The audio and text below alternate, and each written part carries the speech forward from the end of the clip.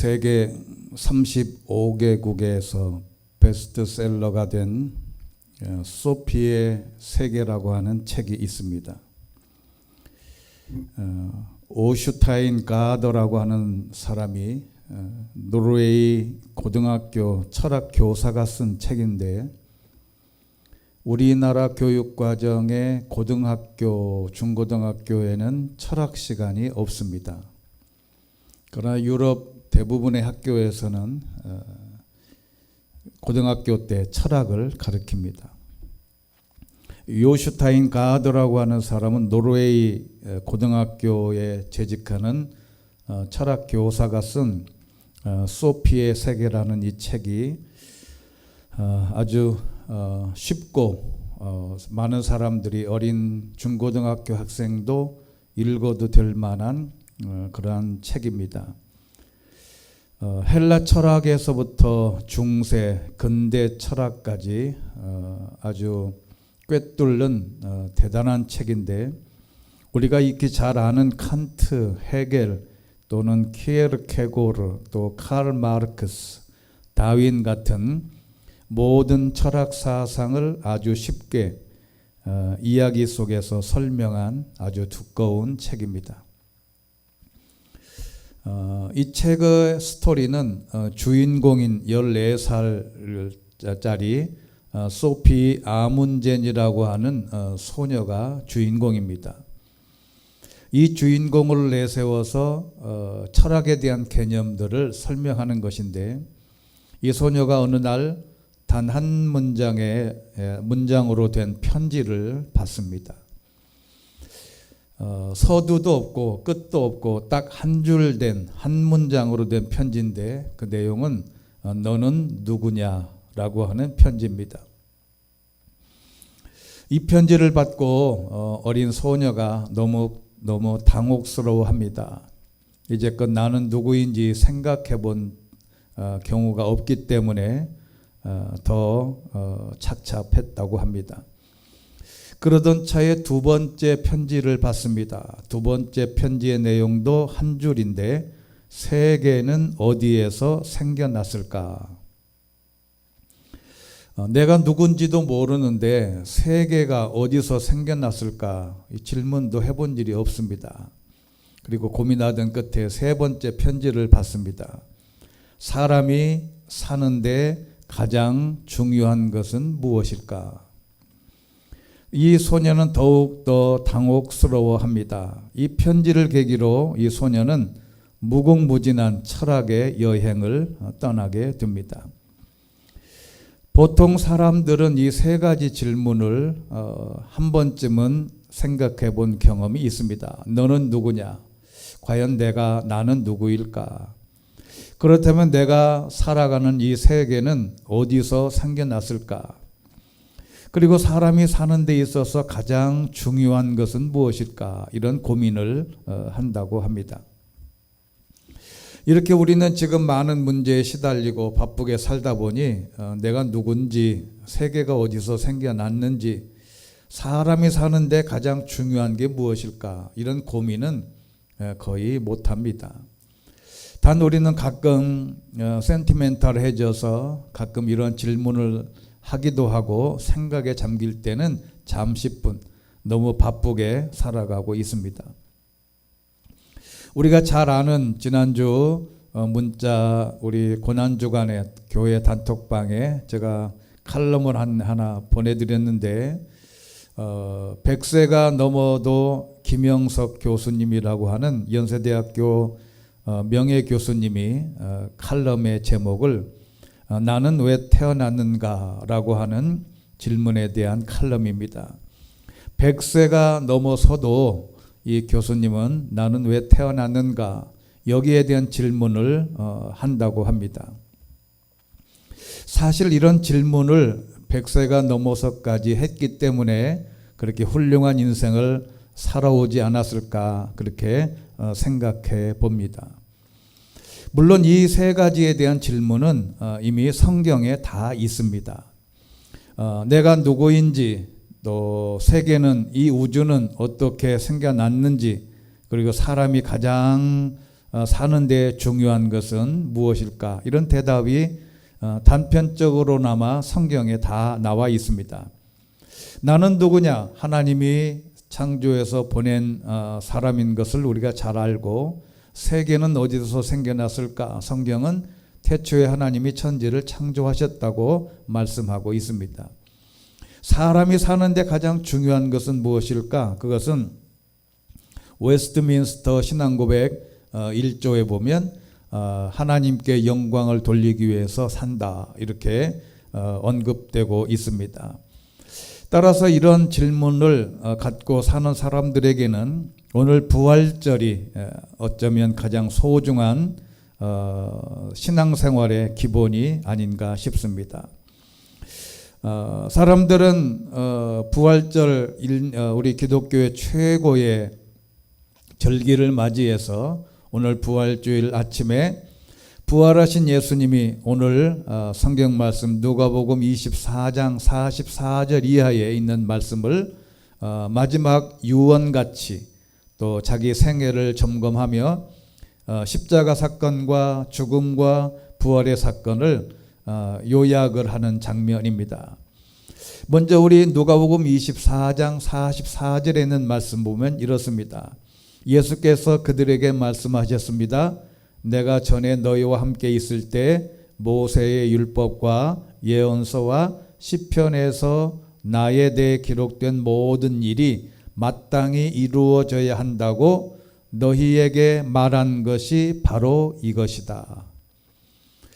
지금 부활하신 주님이 제자들을 만나고 제자들에게 자기가 부활했다는 것을 보여주고 다 증명한 다음에 이제 곧 하늘나라로 승천하시기 직전에 이 모든 사안이 내가 옛날에 너희들에게 말을 했지 않냐.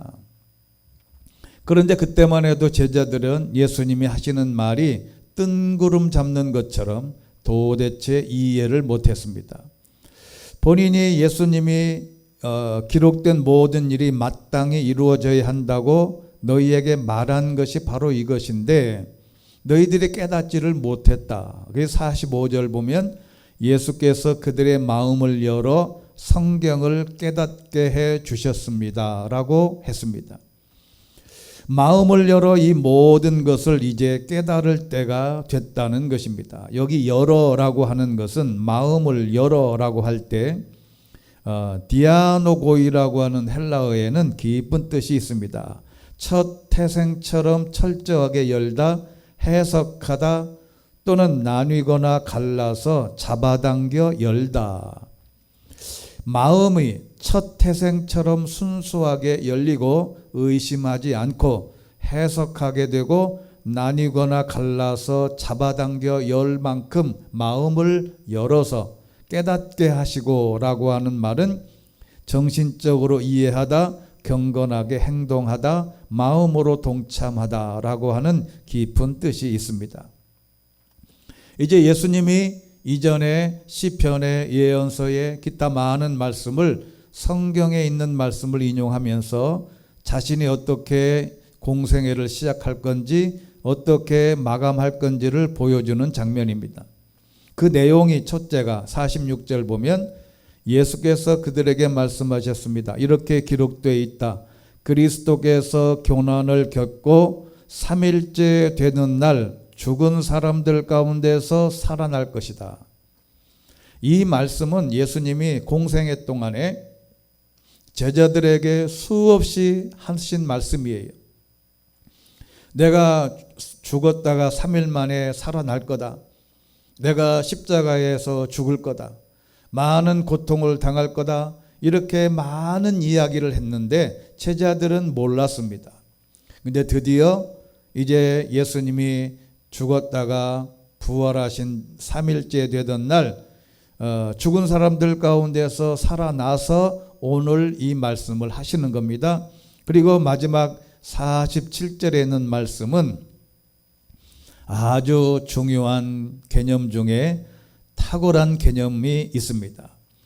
47절 말씀 보면 또 예루살렘으로부터 시작해 모든 민족에게 그의 이름으로 죄 용서받게 하는 회개가 전파될 것이다. 오늘에 있는 이 말씀의 내용은 뭐냐면 예수님이 이제 마지막 승천하시기 직전에 두 가지를 말씀하는 것입니다.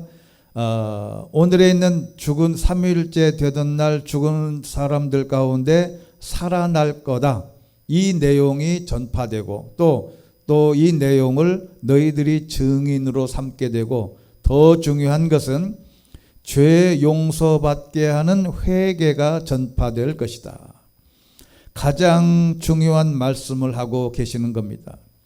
이 본문에서 우리는 깨달아야 할 것이 있는데 아주 중요한 내용입니다. 성경에 보면 예수님의 첫 번째 메시지와 그리고 마지막 메시지가 똑같습니다.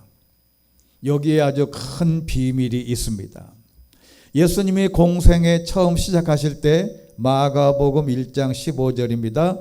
때가 찼고 하나님 나라가 가까웠으니 회개하고 복음을 믿으라. 여기 때라고 하는 단어는 카이로스인데요. 늘 설명하지만 인간의 시간은 두 가지입니다. 크로노스, 인간의 오늘 일정으로 시간으로 정해서 자연적으로 흘러가는 크로노스, 연대기. 그리고 두 번째는 카이로스는 하나님의 시간을 말합니다. 그런 하나님의 나라가 때가 찼는데 예수님이 처음 복음을 선포할 때 회개하고 복음을 믿어라. 그리고 오늘 마지막 누가복음 24장 47절에 있는 말씀도 회개가 전파될 것이다. 이렇게 마지막 말씀 회개의 유언과 첫 번째 메시지와 똑같습니다. 예수님의 첫 번째 메시지와 또는 마지막 메시지 선포 내용이 똑같은 회개라는 것입니다. 따라서 회개가 가장 기독교의 기본입니다. 신앙생활의 기본이에요. 우리가 어떤 경우에라도 기독교는 회개의 종교인데 회개가 기본이라는 것입니다. 그래서 예수님도 첫 번째 메시지도 회개요, 마지막 메시지도 회개라고 언급한 것입니다. 회개란 무엇일까? 우리 카이스트에 재직하고 계시는 정재승이라고 하는 교수님이 오래전에 한 20여 년 전에 과학 콘서트라고 하는 책을 썼습니다. 저는 최근에 이 책을 한번 구입해서 읽어봤는데 여기에 나오는 내용입니다. 사람의 심장은 편안한 상태에서 대체로 1초에 한 번씩 규칙적으로 뛴다고 합니다. 그런데 장시간 정밀하게 측정해 보면 심장 박동의 간격이 우리가 생각하는 것보다 훨씬 더 복잡하고 불규칙하게 뛴다고 합니다. 심지어 자고 있는 상태에서도 심장 박동은 불규칙하답니다. 이 사실을 처음 발견한 하버드 대학교의 의과대학 에이리 골드버거 교수는 시간의 스케일을 바꾸어도 심장 박동의 불규칙성은 사라지지 않는다는 사실을 과학적으로 증명했습니다. 그 불규칙한 이유는 다음과 같습니다. 우리가 말하는 건강한 심장은 심장 박동이 느려서 혈액 공급이 원활하지 못하면 심장 박동 간격을 좁힘으로써 혈액 공급량을 회복하려고 노력한답니다. 반대로 심장 질환에 걸리면 과거의 심장 박동 정보를 기억하지 못해 문제가 생겨도 회복할 수 있는 피드백이 전혀 없다고 합니다. 즉 건강한 심장은 혈액 공급에 문제가 생기면 스스로 피드백을 해서 정상으로 회복시키려고 불규칙한 과정을 거친다는 것입니다. 문제는 스스로 피드백을 하느냐 못하느냐가 심장 건강을 좌우한다는 것입니다. 신앙과 삶에도 이런 피드백이 반드시 있어야 합니다. 피드백이라고 하는 말을 기독교 용어로 바꾸면 이게 회개입니다. 회개. 즉 피드백은 내 살아온 인생의 뒤안길을 돌아보고 무엇이 잘못되어 있는지를 점검하는 게 피드백인데 바로 이 피드백이 기독교 용어로 회개입니다. 그래서 우리는 주일날 와서 늘 내 자신을 바라보고 하나님 앞에 회개에 참회 기도를 하는 게 중요한 피드백입니다. 그래서 성경에 회개에 알맞은 열매를 맺어라 마태복음 3장 8절에 있습니다. 회개가 피드백입니다. 회개는 메타노이아라고 하는데 자신의 죄에 대해서 가책과 뉘우침을 말합니다. 이 회개는 바로 첫 번째 메시지에 담긴 회개와 여기서 회개에 알맞은 열매를 맺으라는 말씀의 회개와 예수님께서 마지막 베다니에서 승천하시기 직전에 회개를 말씀할 때도 어원이 똑같습니다. 즉 스스로 자신의 삶에 대해서 회개의 피드백을 하면 건강한 신앙이요 건강한 사회인이 되는 것입니다. 지금 사순절 계절인데 고난주간인데 공교롭게도 벚꽃이 흐드러지게 피는 계절입니다. 사람들은 꽃을 보고 열광합니다. 하지만 꽃은 열매를 맺기 위한 전 과정입니다. 그래서 열매가 더 중요하게 되는 것입니다. 회개가 바로 꽃입니다.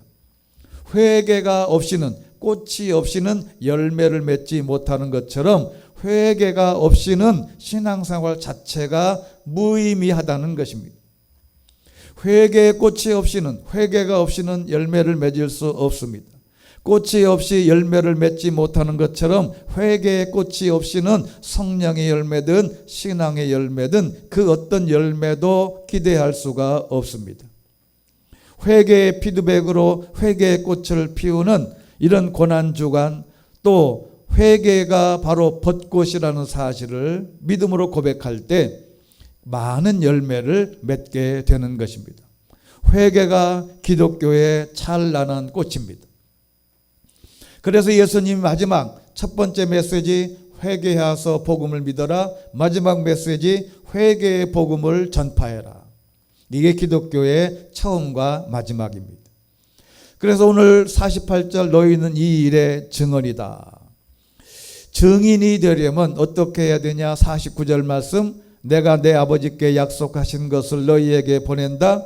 그러므로 너희는 위로부터 내려오는 능력을 입을 때까지 예루살렘에 머물러 있어라. 성령을 보내주시겠다고 약속한 말씀에 다시 한번 언급한 것입니다. 그래서 제자들을 이끌고 베다니 앞에까지 가셔서 거기서 두 손을 들고 그들에게 축복해 주셨습니다. 그리고 하늘로 올라가셨는데 그들이 큰 기쁨으로 예루살렘으로 돌아가 하나님을 찬양하면서 계속 성전에 있었다. 마지막 누가복음의 말씀으로 정리하게 됩니다.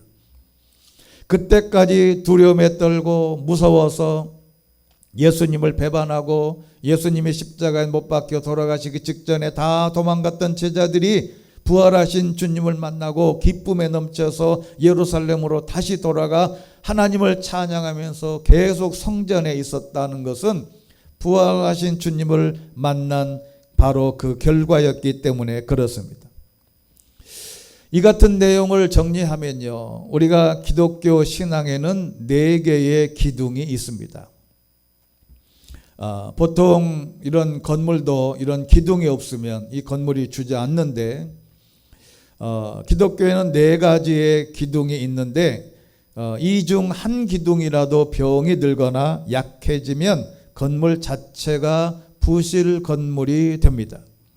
첫 번째는 창조 신앙입니다. 창세기 1장 1절 하나님이 태초에 하늘과 땅을 창조하셨습니다. 모든 신앙의 출발이 하나님이 이 우주와 나를 창조하신 분으로 고백하는 것입니다. 창조주 되시는 하나님을 인정하면 세상 모든 일과 성경의 사건들, 말씀 모두가 이해됩니다. 성경에 등장하는 모든 기적과 이사가 이해됩니다. 예수님의 사역도 이해됩니다. 제자들의 사역도 이해됩니다. 부활도 이해됩니다. 창조신앙의 출발이에요. 그리고 두 번째 기둥은 임마누엘의 신앙입니다. 창조주 되시는 하나님을 지금 나와 동행하시는 하나님으로 인정하는 것입니다. 그래서 예수님이 탄생하실 때 마태복음 1장 23절 처녀가 잉태해 아들을 낳을 것이요 그를 임마누엘이라 부를 것이라. 임마누엘이란 하나님께서 우리와 함께 하신다라는 뜻이라는 겁니다. 마태복음 28장 20절 이렇게 말씀하셨습니다. 내가 세상 끝날까지 너희와 항상 함께 있을 것이다. 하나님이 나와 함께 하시고 내 인생의 지도자이시며 어떤 경우에라도 하나님은 나와 함께 하신다는 신앙 고백, 이게 임마누엘입니다. 임마누엘이라는 말은 우리와 함께 하시는 하나님을 일컫는데 우리는 우리의 신앙은 임마누엘의 신앙이 되어야 됩니다. 세상 끝날까지 우리와 함께 하시는 하나님에 대한 신앙, 그것이 바로 임마누엘. 내 삶이 가장 어렵고 힘들고 어떤 경우에라도 하나님은 나와 함께 계신다.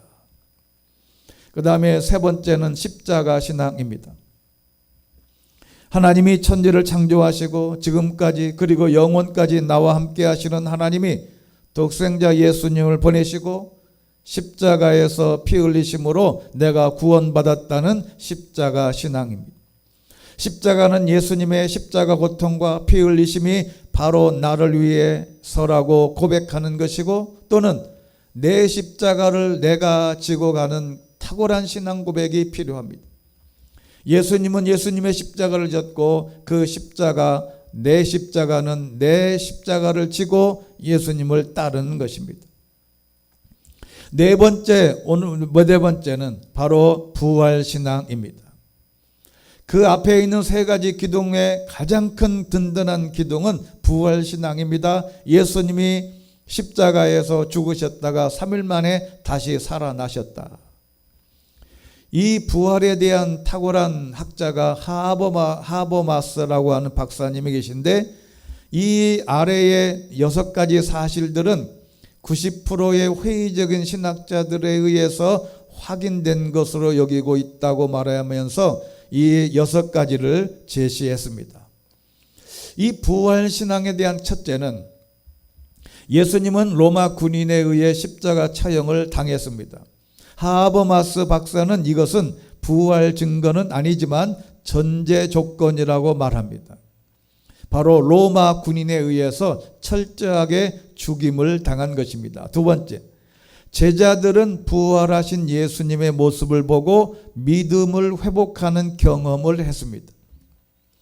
제자들은 예수님이 무력하게 십자가에 못 박혀 죽는 모습을 보고 많은 사람들이 다 제갈 길로 흩어졌다가 부활하신 예수님을 만나고 그 믿음이 다시 회복됐다는 것입니다. 세 번째, 죽은 자에서 부활하신 예수를 본 제자들은 완전히 변화되어 두려워하던 모습을 벗어버리고 담대해졌고 누구도 막을 수 없었습니다.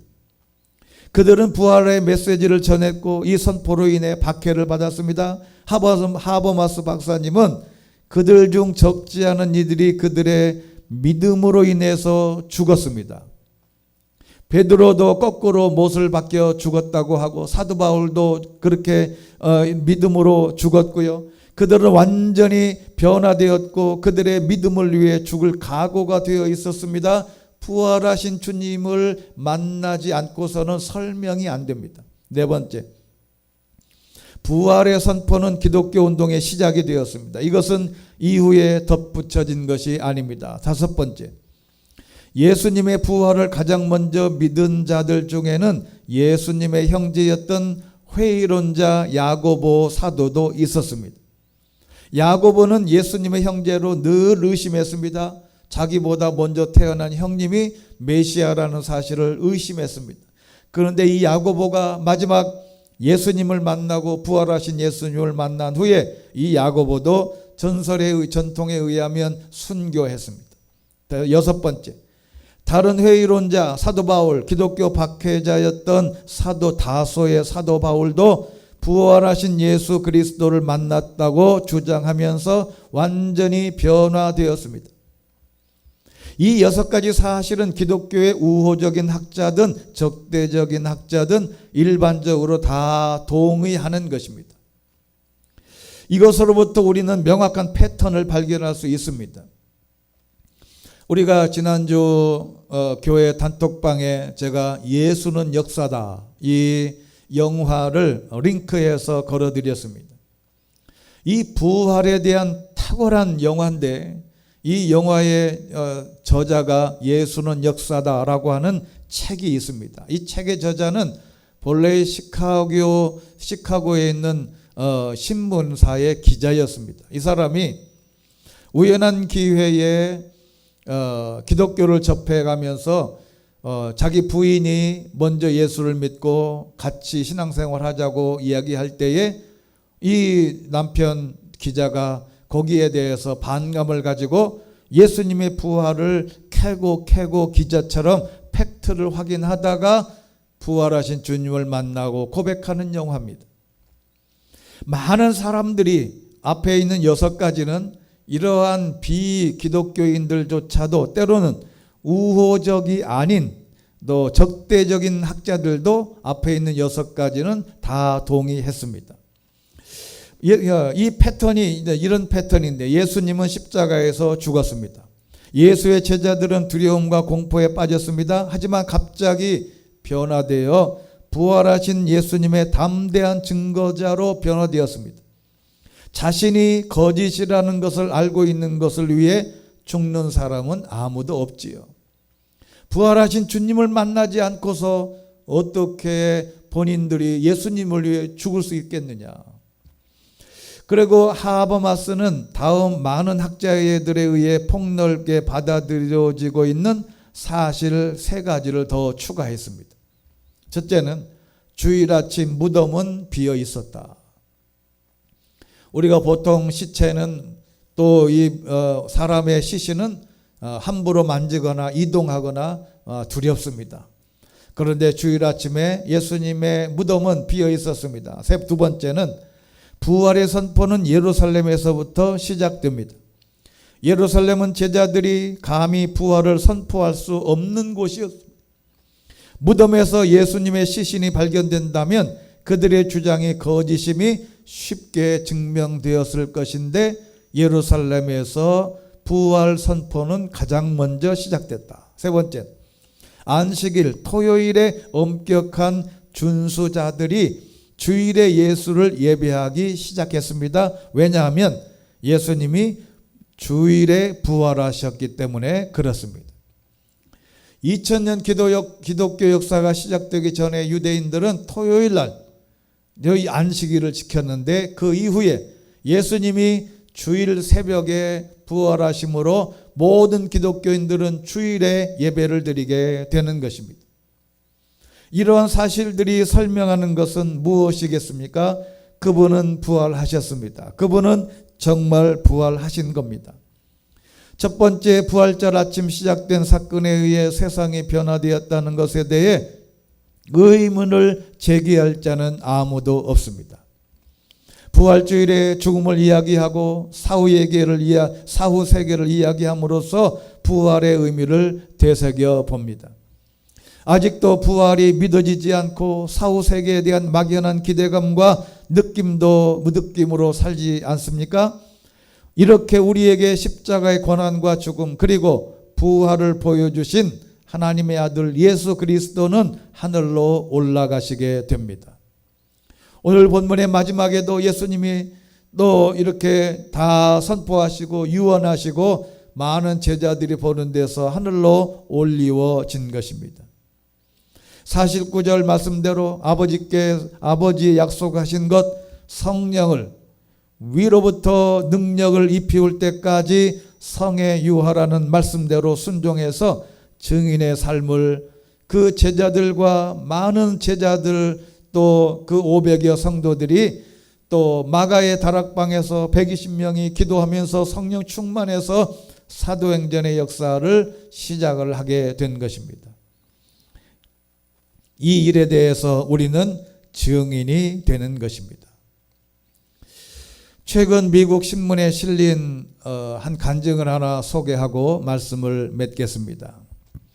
미국 애리조나주의 한 여성이 임사 체험, 즉 사후 죽은 다음에 체험을 한 뒤에 천국에서 예수님을 직접 만났다고 간증했습니다.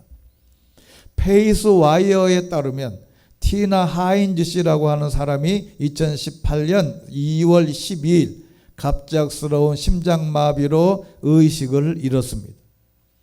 남편 브라이언은 바닥에 쓰러진 아내를 보면서 난생 처음 보는 광경이었다. 눈이 뒤집혀 말 그대로 보랏빛으로 변해갔다며 그녀가 죽은 줄로만 알았다고 회상합니다. 심정지로 심하게 쓰러진 티나는 디어밸리 의료센터로 급히 이송됐습니다. 이 사고로 그녀는 흉골에 금이 갔고 심폐소생술을 하는 과정 중에 갈비뼈가 부러지는 부상을 입었습니다. 이후에 구급대원들의 소생 시도에도 그녀는 20분 이상 반응이 없었답니다. 사망한 것이죠. 티나 가족과 친구들은 대기실에 모여 티나를 위해서 기도하기 시작했습니다. 브라이언은 당신에 대해 절망에 찬 기도였다. 나는 하나님, 아내를 회복시켜 주신다면 제 삶의 모든 것을 가져가세요 라고 했다고 전했습니다. 한편 티나의 여동생 타미와 남편 데이브는 급히 피닉스로 향하던 중 갑자기 평온함을 느꼈고 언니가 괜찮을 것이라고 단언했습니다. 잠시 후 브라이언은 그에게 티나가 살아났다라는 문자를 받았답니다. 당시 한 의사는 브라이언에게 대부분 뇌에 산소가 공급되지 않으면 5분 내지 10분 후에는 살아남지 못한다며 의식이 돌아오더라도 뇌에 심각한 손상을 입게 될 것이라고 말했답니다. 다음 날 의사들은 그녀가 스스로 숨을 쉬는지 확인하기 위해 인공호흡기를 떼어냈는데 티나의 장기 기능들은 모두 안정되어 있었습니다. 티나는 의식이 들어온 후에 공책을 달라고 하더니 이렇게 썼답니다. ITSREAL.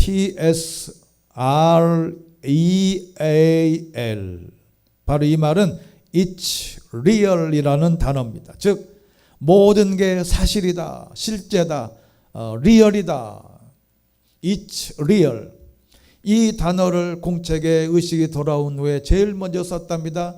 이게 뭐냐면 그 다음에 그 천국에서 죽음 그 어간에 무슨 일이 있었는지를 말하기 전에 이 단어부터 쓴 겁니다. 그는 티나가 무슨 말을 하는지 이해 못했고 천국에 대해 메시지냐고 묻자 티나는 고개를 끄덕였답니다. 이를 본 데이브는 누군가가 예수님을 말하는 순간 그녀에게 평화가 찾아왔다고 말합니다. 아마 이 티나라는 사람이 이렇게 돼 있을 때 많은 밖에서 크리스찬들이 예수님의 이름을 부르고 기도했을 때 바로 그 예수님을 말하는 순간에 그녀에게 평화가 찾아왔다고 하는 것입니다. 4일 후에 티나는 뇌둔상 없이 퇴원했습니다. 말을 못할 것이라는 의사의 진단과는 달리 그는 임사체험 동안 겪은 일에 대해서 간증하기 시작했습니다. 티나는 페이스 와이어의 인터뷰에서 나는 예수님을 대면했다.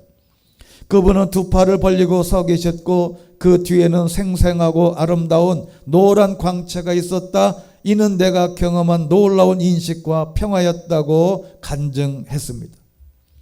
그러면서 간증을 이렇게 덧붙입니다. 하나님은 내 삶에 실제하신다. 예수님은 실제다. 천국은 진짜 있다. 하나님은 우리를 그리스도 안에서 있도록 분명히 하시려고 이 모든 상황을 사용하신다 간증하는 사람입니다. 부활의 아침에 우리의 삶의 모든 영역에도 부활의 역사가 함께 하시기를 축원합니다. 우리의 가장 기본적인 오늘 말씀을 요약을 하고 정리하면 예수님의 첫 번째